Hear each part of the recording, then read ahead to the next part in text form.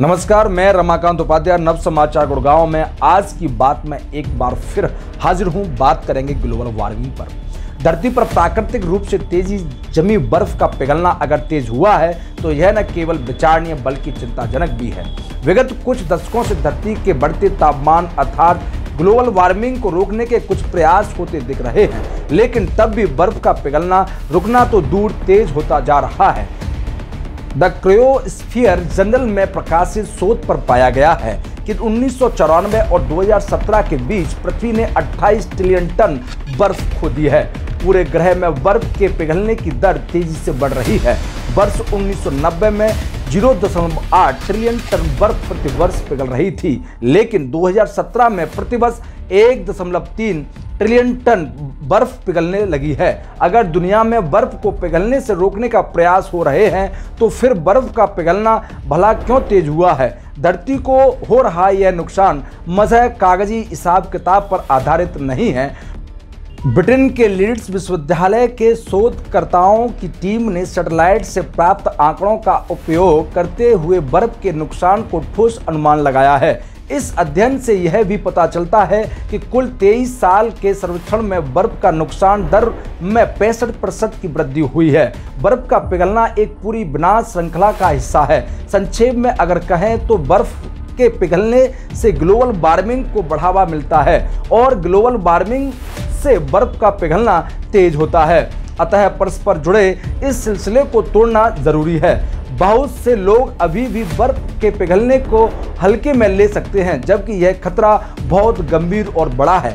बर्फ के पिघलने से समुद्र का जल स्तर बढ़ जाता है, जिससे तटीय क्षेत्र मुश्किल में पड़ते हैं। अनेक द्वीपों पर जीवन खतरे में पड़ता है क्योंकि उनके प्राकृतिक आवास को नुकसान पहुंचता है।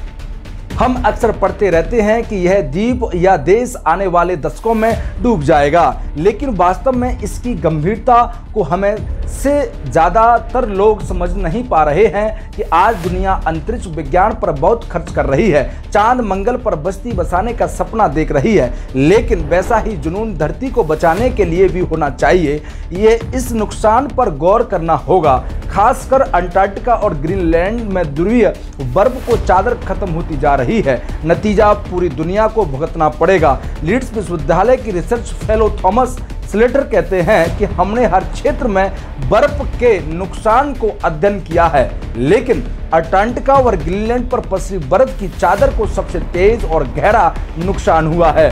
वातावरण और महासागरों का गर्म होना तेज हो रहा है। वातावरण और महासागरों का तापमान प्रति दशक क्रमशः 0.26 और 0.12 डिग्री सेल्सियस तक बढ़ रहा है। अब इसमें संदेह की कोई गुंजाइश नहीं रही है कि दुनिया को अपने बचाव के लिए जितना गंभीर होना चाहिए वह नहीं है। अमेरिका के पिछले राष्ट्रपति डोनाल्ड ट्रंप को हमने जलवायु संबंधी अपनी जिम्मेदारी से पल्ला झाड़ते देखा था। वहां अब जो नई सरकार बनी है वह जलवायु परिवर्तन को लेकर ज़्यादा संवेदनशील प्रतीत हो रही है।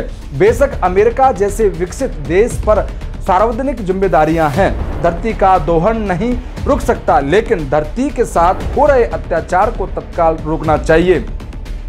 ग्लोबल वार्मिंग जैसे मुद्दों पर सिर्फ उन्हीं देशों को नहीं सोचना चाहिए जो आज विकसित हैं। जो अभी विकासशील हैं उनको भी इस पर चिंतन करना चाहिए और सरकार को ही नहीं, हर व्यक्ति को इस पर हमें समझना होगा। हम एक नए मुद्दे के साथ फिर मिलेंगे। नव समाचार बेबाक खबर हर समय देखते रहिए। धन्यवाद।